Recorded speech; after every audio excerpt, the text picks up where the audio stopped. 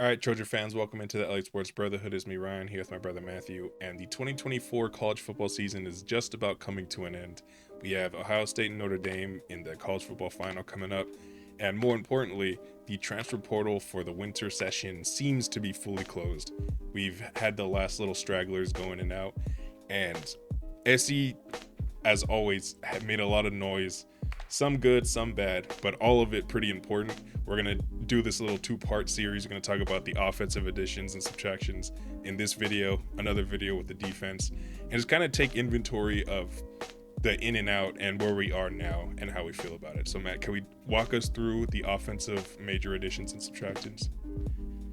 Yeah, it's been a huge portal for USC, both in who we got and also obviously who left. Because I mean, if you look at the high school rankings, it's a pretty big hit. You lost your number one guy, Zach Branch, Deuce Robinson's two, I mean, composite five-star receivers. So that's always tough. You lose your best offensive lineman in Emmanuel Pregnon, who went to Oregon, which I mean hurts even more.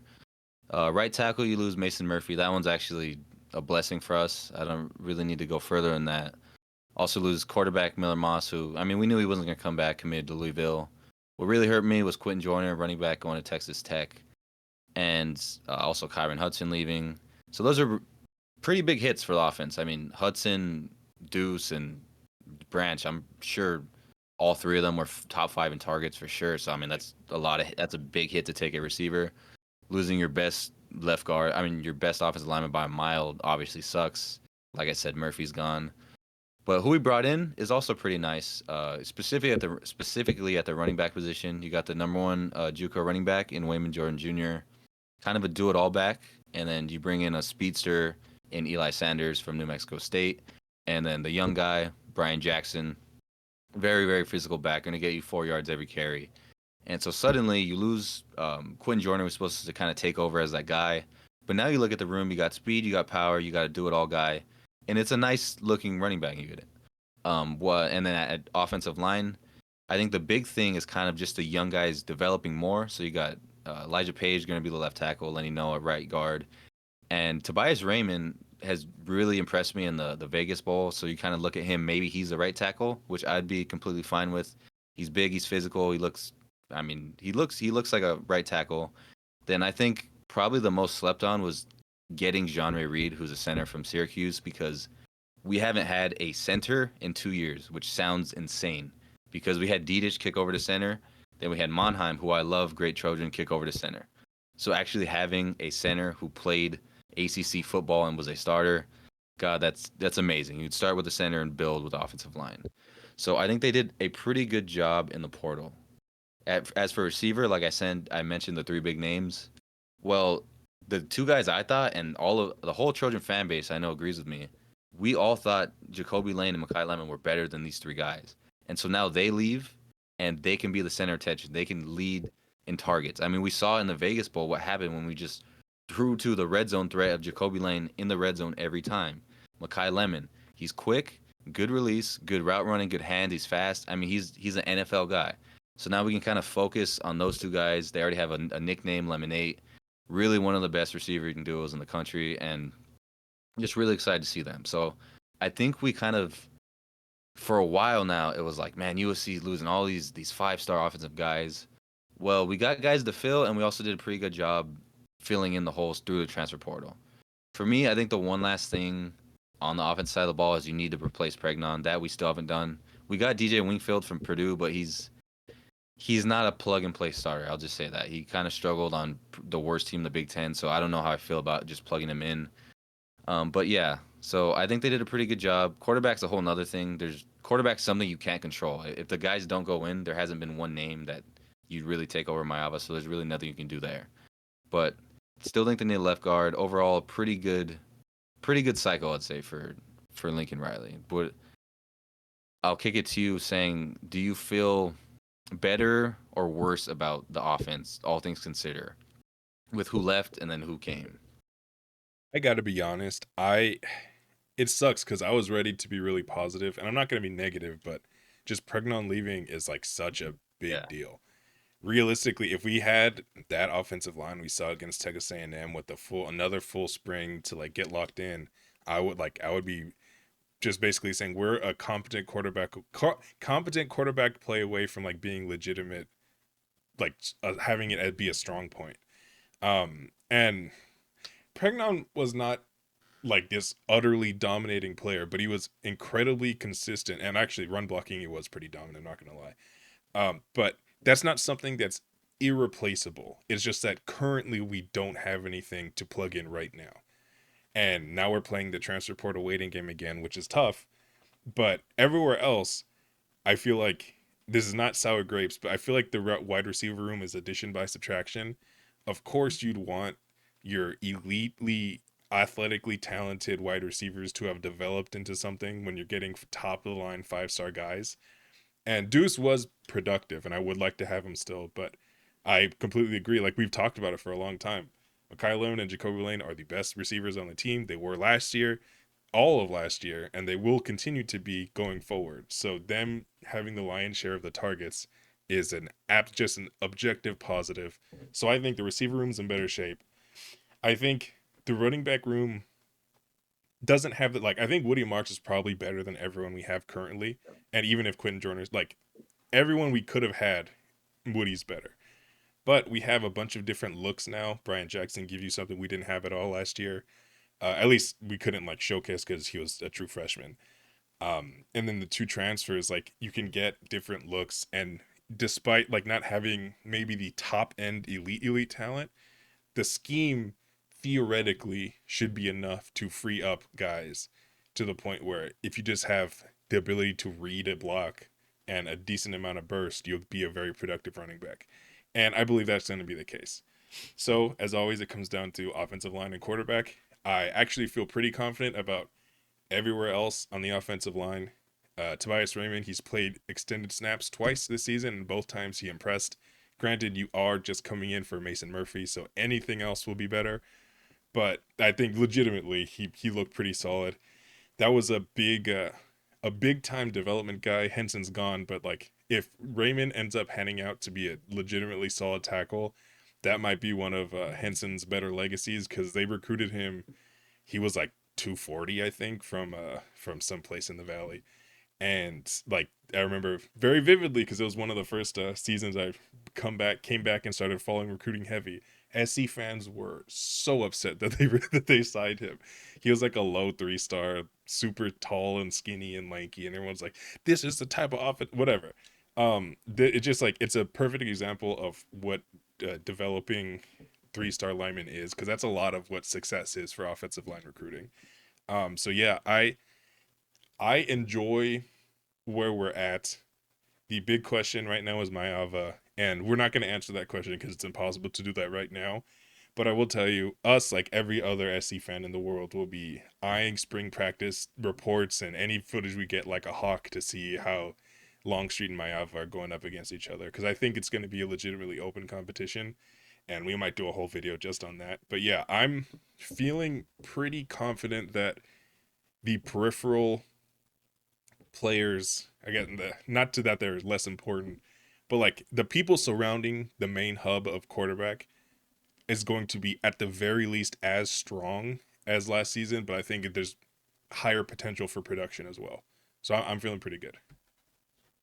Yeah, I think the best way to kind of put the transfer portal so far is you got better in some areas, you got worse in some areas. Yeah.